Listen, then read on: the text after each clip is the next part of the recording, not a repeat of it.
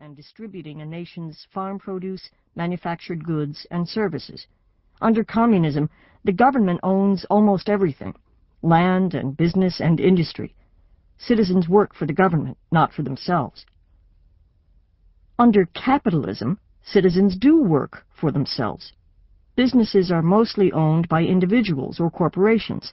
If you check Article 1, Section 8 of the Constitution, you'll see the responsibilities of Congress in our capitalistic nation. Totalitarianism and democracy are enemies. Communism and capitalism are rivals. After 2 world wars, we were fearful of rivals. Soviet Russia wasn't the only communist dictatorship. China and Cuba would soon become 2 others. Could we all live together on the same planet? Or would there be a World War III? It is with those worries that this book begins. It's 1945, and we are about to begin a war of nerves with the communist nations. Building America, an idea-centered nation. The Liberty Bell is old, and it has a bad crack. It last rang out in 1846 on George Washington's birthday, and cracked beyond repair. And yet, in our minds, it sounds loud and clear because it stands for a set of ideas, political ideas, and they are America's gift to the world. We are a nation built on ideas, instead of on a sameness of birth and background. One of our national ideas is that what you believe is no business of the president or the government. The founders called that freedom of conscience, or freedom of religion. Jefferson wrote of a wall of separation between church and state. We have another great idea. It is the idea that we, the people, can be responsible for ourselves. We can run our own government. We can pick our own leaders. That is called democracy. Democracy had been tried before our Constitution was written. More than 2,000 years earlier, a small Greek city-state named Athens tried democracy, and it worked marvelously well. Most Athenians were prosperous and happy. Their sculpture, plays, and writings have rarely been surpassed. But Athenian democracy had flaws. Slaves did the hard work, women didn't vote, and there was no protection for minorities when the voting majority made a poor decision. The Athenians made a bad mistake when they voted to sentence the philosopher Socrates to death because he didn't believe in their democratic ideas. We improved on the Greek idea of democracy.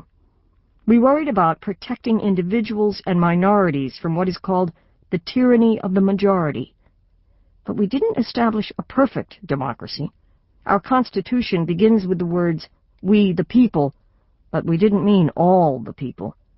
Like the Greeks, we allowed slavery, and women couldn't vote.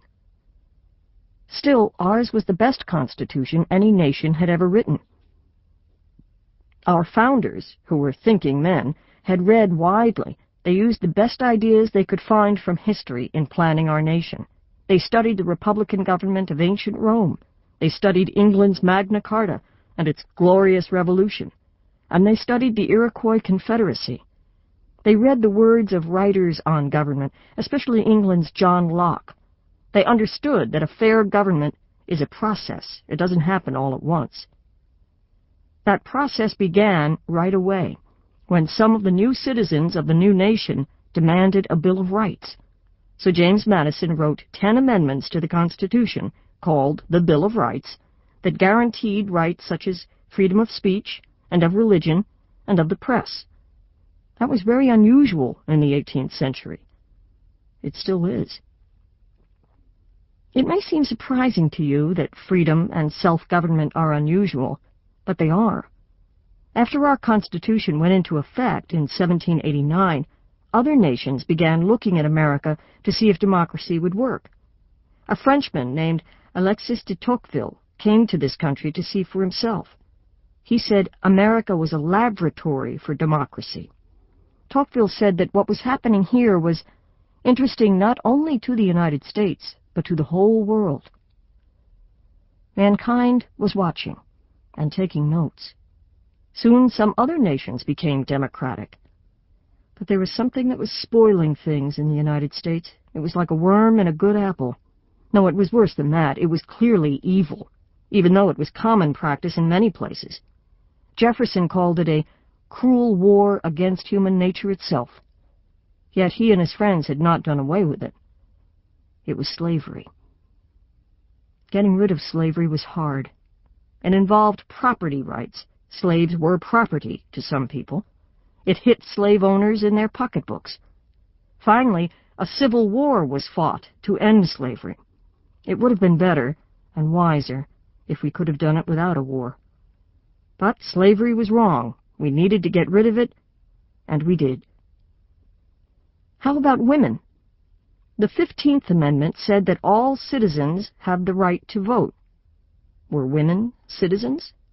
The 15th Amendment didn't say. The men who were running the country, and some women, didn't seem to think they were.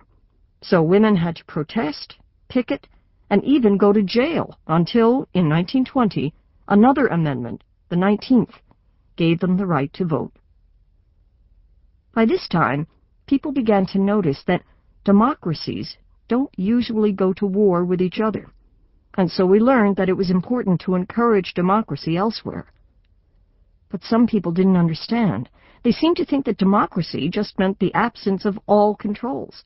Have you heard anyone say, "This is a free country, isn't it?" when they want to do something they shouldn't do? Well, total freedom isn't what democracy is about. That is anarchy, and it leads to disaster. Democracy is responsible government. It has controls established by we, the people. Remember, creating a free, fair government is a process, and not an easy one. Improving that government is a process without end. One thing is clear.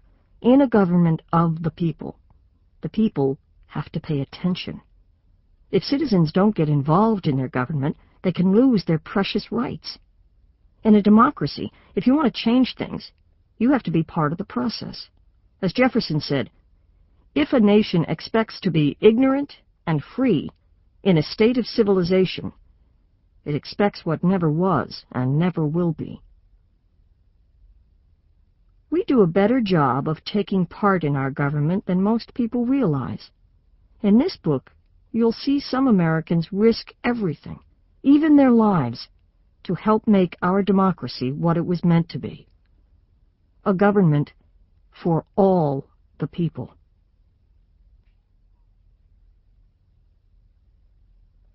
Chapter 1. The Making of a President. "Mr. President," a boy asked Harry S. Truman, "were you popular when you were a boy?" "No," said Truman. "I was never popular. The popular boys were the ones who were good at games and had big, tight fists. I was never like that.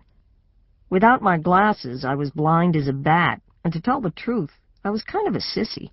If there was any danger of getting into a fight, I always ran." The boy and his classmates applauded. Maybe some of them had run from fights and understood that it takes some bravery to admit it. Maybe they wondered about the popular boys in Harry Truman's class. He had become President of the United States. What had happened to his schoolmates? And how exactly did he get to be president? And what was it like running the world's most powerful nation? Well, Truman would answer as many of their questions as he could. Vice President Harry S. Truman became president near the end of World War II, after President Franklin Roosevelt died. It was, as he said, an accidental presidency. He had been a senator, a quiet, hard-working senator, who seemed an ordinary, likable man. Then, to his surprise, Roosevelt asked him to be vice president. He was just getting settled in that job when, suddenly, he was president. He felt, he said, as if a bull had fallen on top of him. When most Americans looked at President Harry Truman, they sighed. He certainly was ordinary, more like a next-door neighbor than a president. He refused to even try to be sophisticated.